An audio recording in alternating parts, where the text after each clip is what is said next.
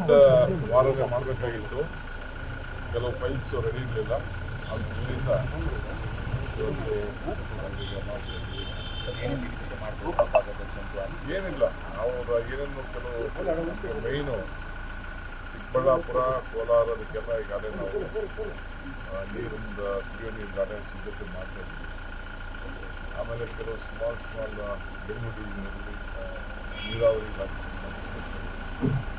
Kempegowda small site Magadi ಅದೆಲ್ಲ ಕೂಡ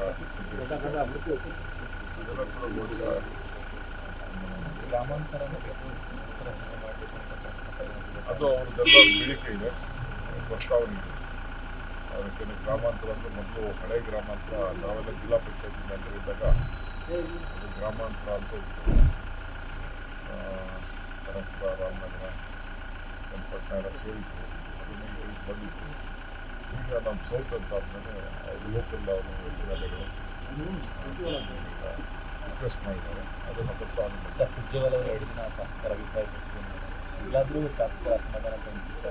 ಅಸಮಾಧಾನ ಎಲ್ಲೂ ಇರಲಿಲ್ಲ. ಯಾರ ಅಸಮಾಧಾನ ಇರಲಿಲ್ಲ. ಅವರು ಪಾರ್ಟಿ ವಿಚಾರದಲ್ಲಿ, ಸಂಘಟನೆ ವಿಚಾರದಲ್ಲಿ ಕೆಲವೊಂದು ರೆಸ್ಪಾನ್ಸಿಬಿಲಿಟಿ, ಅಕೌಂಟಬಿಲಿಟಿ ಫಿಕ್ಸ್ ಮಾಡ್ತಾ ಇದ್ದಾರೆ.